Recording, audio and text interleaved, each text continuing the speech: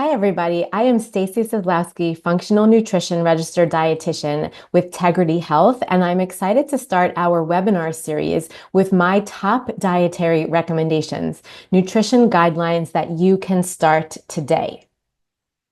Things we're going to cover today include why do your food choices matter, my top dietary recommendations, what is the connection between food and inflammation, how to construct a healthy plate, and a little bit more about how information about myself, how you can work with me, and what is to come. So why do your food choices matter? When you choose foods that have not been changed since they were in nature, they are made of the same exact nutrients that our body is made of. The same vitamins and minerals and protein and fat that is in our foods is exactly what makes up every single cell in our body. So when we eat those foods, the nutrients, the macro and micronutrients, fuel our body. They give us the energy that we need to function. They provide the information. So every single cellular pathway in our body relies on nutrients. And so when we eat those nutrients, they give our bodies the information that it needs to carry out all of those cellular pathways and processes to help us function throughout the day. Food can act as medicine because, again, it's those nutrients that the food is giving to our cellular pathways that ensure that we don't have any imbalances, that everything works appropriately. And then food is also nourishment for our emotional health, right? It brings us enjoyment and it allows for us to spend time with friends and family, and we enjoy our time together over food. And so some of the reasons why I wanted to make sure I emphasize this, the importance of the nourishment that we get from our food, is because it's really easy to get caught up these days in all of the various opinions and information that you learn online about how one food is inflammatory, and then you go to another type of website and they tell you another type of food is inflammatory. And we start to develop a bit of a fear of food. You start thinking one food after the next is going to trigger inflammation and disease. And we start to feel that there's nothing left for us to eat that could possibly be healthy. And I really wanted to kind of clear that thought process from our minds because food is integral to our long-term, short and long-term health, right? If food is what keeps us alive in the short and the long term. So let's start thinking of food as nourishment. Let's learn how to use it for fuel and information and medicine and enjoyment, and really be grateful for the food we're getting to eat every time we eat, and really think about the positives versus the negatives. So what are my top food recommendations? As I mentioned, when food has not been changed since it was in nature, it is made of the same exact nutrients that our body is made of. So what that means is we are choosing foods that look in the store the way they looked when they were in nature. They haven't been changed. That means they are whole and unprocessed. This is the absolute healthiest way to eat. It is my top dietary recommendation, and it's really not going to exclude any macronutrient. It's not going to exclude eating animal proteins or exclude eating plant proteins or plant foods. I'm not trying to exclude anything. We want to eat all of those various types of foods as long as they are unprocessed. Why does this matter? Because when we eat those foods that have not been changed since they were in nature, they are going to be recognized by our immune system and our gut microbiome. They are not foreign. They are not threatening looking. They are familiar because of them looking exactly like the nutrients in our body. And so our immune system and gut microbiome know exactly how to use them for healthy processes that take place in our body every day. When we change our food, whether it's because we are adding very weird ingredients to our food to make it last longer on the shelf or taste different or change the texture, sometimes we remove ingredients from our food. And whether we are adding or removing ingredients from our food, we are turning it into something new that now may look foreign or even threatening to our immune system and our gut microbiome. When something looks foreign or threatening, our immune system has to react to protect us. And when it reacts, it causes a little bit of a fire. That's the way that the immune system is trying to protect us. It creates a bit of a fire to clear out something that seems foreign or threatening. And that fire is inflammation. We hear the word inflammation all the time, and we think of the symptoms of inflammation, such as heat and swelling and pain and redness. And those are symptoms of inflammation. But what is happening to cause those symptoms is a reaction by our own immune system. So when we hear that inflammation is at the root of chronic disease, then we want to go through the list of things that could possibly be triggering our immune system and see if we can reduce those a little bit. See if we can minimize unnecessary triggers to our immune system as a way of minimizing inflammation. So some things that can trigger inflammation, processed ingredients from our diet, right? Processed foods can trigger inflammation. So can lack of sleep, so can stress, so can blood sugar dysregulation, as well as an imbalance in the bacteria in our gut. And then one that not everybody thinks of, but I'm going to continue to focus on this one today, is a nutrient deficiency. When you have a body cell that is missing the nutrients that it needs to function, it's going to send a signal to the immune system, because the immune system gets involved whenever there's a problem in the body. And so that signal to the immune system is going to trigger that inflammatory process that I mentioned before. So again, we want to go one by one through these lists of possible triggers to the immune system to slowly reduce inflammation in our body and reduce the chronic disease that could be caused by that inflammation. Here are some pictures of some of those unprocessed foods, and you can see how they look in the store the same way they would look in nature. Fruits, vegetables, some fish, I think you see chicken over here, and eggs. And these are foods that just have not been changed since they were in nature. And so they are whole and unprocessed, full of the vitamins and minerals and protein and fat that our body and our cells need to function. Does that mean that you can't choose a food that was bought in a package? No, you absolutely can choose foods in the store that are bought in packages, but it is most important that you look at those ingredient labels.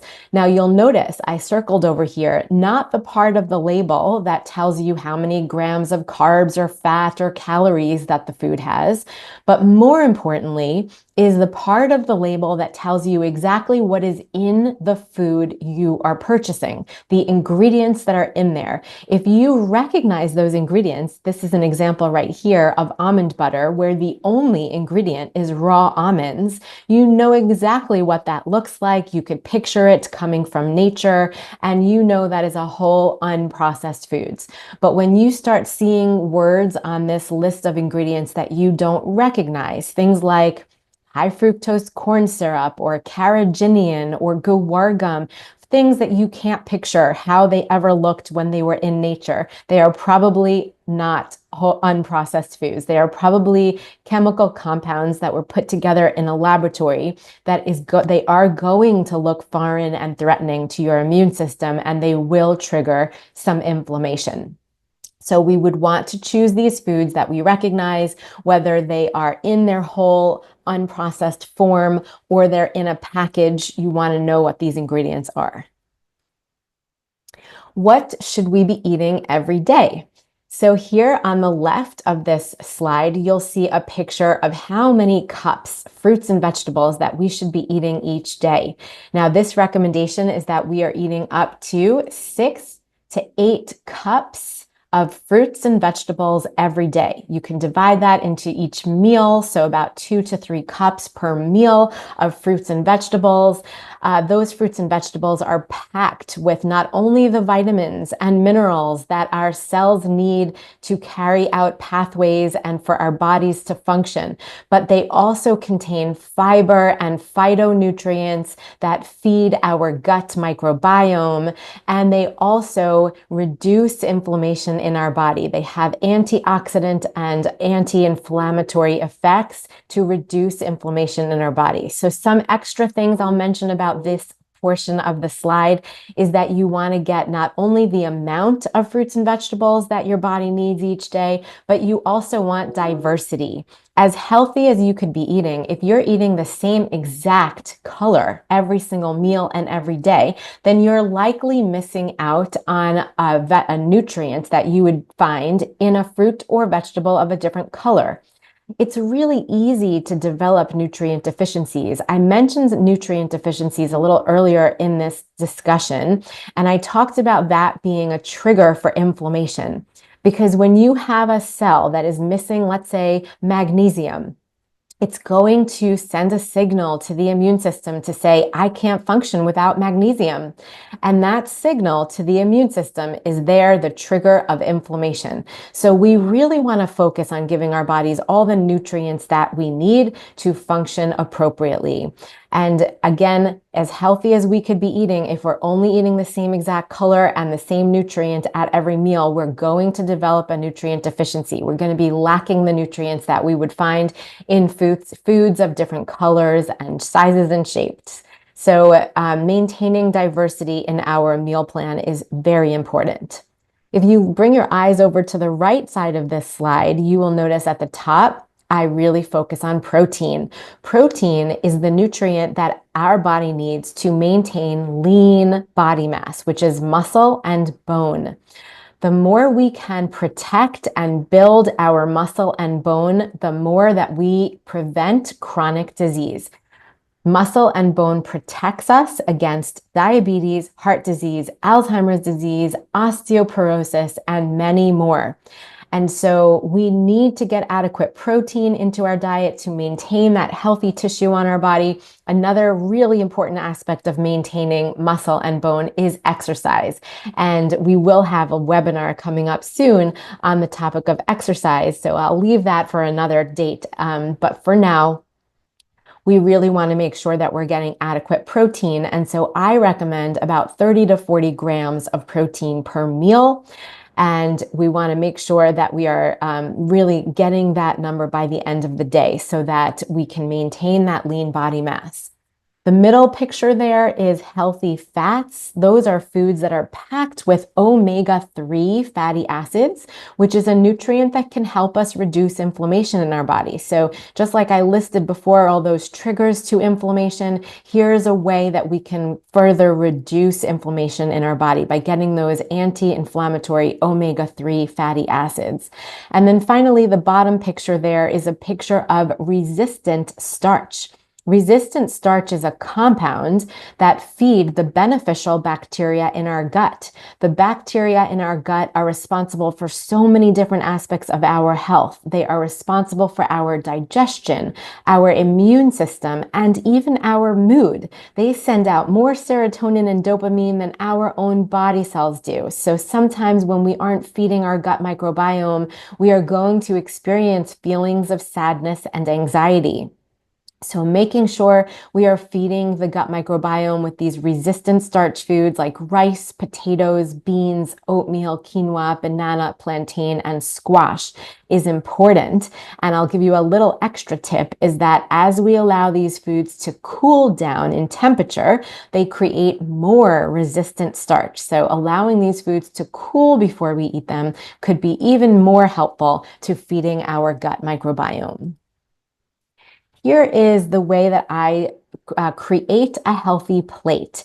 You want half of the plate, up to 50%, to be covered with a variety of fruits and vegetables, all those different colors that I mentioned on the last slide. You want 25% of the plate to be covered with that protein. We talked about 30 to 40 grams of protein per meal. And if you're thinking about animal protein, like piece of chicken, fish, or meat, it's about the size of the palm of your hand. That's about how much you would need to get to your 30 grams of protein. And then the last 25% of the plate is that resistant starch that I mentioned, the rice, potatoes, beans, oatmeal, quinoa, banana, plantain, and squash. That is the way that we feed the gut microbiome. And then finally, we always want to include a source of healthy fat, whether it's from that fatty fish like salmon or mackerel, or from healthy fats that are found in olives, nuts, seeds. These are all super important to our diet and very anti-inflammatory.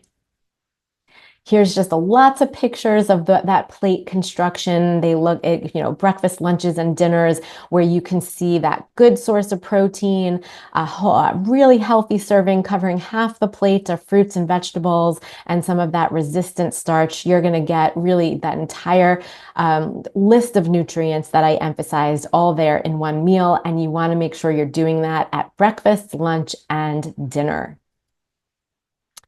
So I hope that gave you a good little bit of tips of information about nutrition that I think if you were to start some of those things today, you would immediately improve your short and long-term health. Just to give you a little bit more background about me, I have been a dietitian for about 25 years.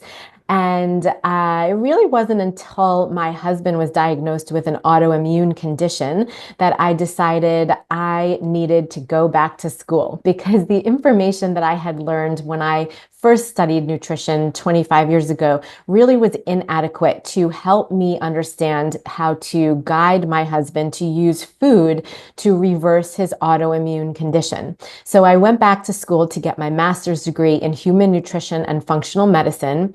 And that really opened my eyes into understanding how to use food to address all underlying imbalances, things like gut health and hormone imbalances, and even some information about, immune function and heart disease and things like that. But I still felt a little bit not equipped to really help my husband reverse his condition. And so I studied with a functional medicine immunologist for a couple of years. And that is when I truly understood the role of the immune system in every single underlying imbalance. So whether the imbalance has to do with your gut or your blood sugar or your heart or your thyroid, your immune system will get involved whenever there's a problem in the body. And so truly understanding how to balance the immune system reaction to problems in the body is really what helped me to optimize my care, my skills as a nutritionist. And so ever since then, I've been very excited to not only help my husband reverse his condition, which thankfully it has been. His autoimmune condition has been managed now for 7 or 8 years just by changing diet and adding just a couple of supplements. But super excited to be able to share this information with all of you and all of my clients moving forward. So just a couple of little details about what we offer at Tegrity. Both 6-month and 12-month subscriptions, which will include a 60-minute initial meeting with both nutritionist, myself, and the physician, and then monthly 30-minute meetings every month following. The basic plan gives you access so that you are able to purchase single nutrition appointments as well as single physician appointments.